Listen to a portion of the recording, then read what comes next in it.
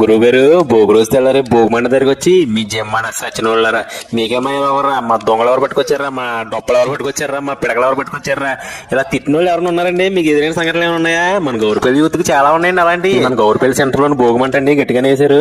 ప్రస్తుతం నేను morning shift కి వెళ్తానండి ఆఫీస్ కి. గురువు గారు మొత్తం ఎన్ని ఉంటాయి అన్ని భోగిమంటలు చూసుకుంటూ వెళ్ళిపోదాము. ఇది పసివాళ్ళ గేట్ దగ్గర భోగిమంట. ప్రస్తుతం మనం పసివాళ్ళ సెంటర్ కి అయితే వస్తున్నామండి. మొత్తం కుర్రోళ్ళు భోగిమంట చుట్టుకుంటేసారండి. గట్టిగా వేసారండి మంట అయితే మాత్రం మామూలుగా లేదు అసలు. కుర్రోళ్ళందరూ చూసి నాకు కంగారు వచ్చిందండి. అందులో మన పసివాళ్ళ యూత్ అంటే మంచి స్పీడ్ గా ఉంటారు. ఏదేమైనా గురువు గారు ఇంతమంది కుర్రోళ్ళు నిద్రలు మానేసి తెలగట్టు 4 భోగిమంట వేసారంటే మామూలు విషయం కాదండి అసలు. చాగల సెంటర్ లో ఎక్కడ కనబడలేదండి. మేబీ లోపల రోడ్ల మధ్యలో వేసారేమో. ఇది పంగిడి సెంటర్ లో భోగిమంట అండి. చిన్నగా సింపుల్ గా బాగా వేసారు. పంగిడి సెంటర్ అంటే గురువు గారు చాలా పెద్ద ఏరియా అండి. అంత పెద్ద ఏరియాకి చిన్న భోగిమంట వేసారు. ఫైనల్ గా మన కంపెనీ గడికి వచ్చేస్తామండి. మన కంపెనీ గడి మాత్రం ప్రతి సంవత్సరం కంపల్సరీగా భోగిమంట గట్టిగా వేస్తారండి. చాలా బాగుంటది. మొత్తం ఇక్కడ ఉన్న వాళ్ళందరూ మార్నింగ్ షిఫ్ట్ ఎక్కాలండి. లోపలికి వెళ్ళాలి. ఇప్పుడు భోగిమంట దగ్గర ఒక్కసారైనా చలికాగితే గురువు గారు వేడికి సంవత్సరం అంతా గుర్తు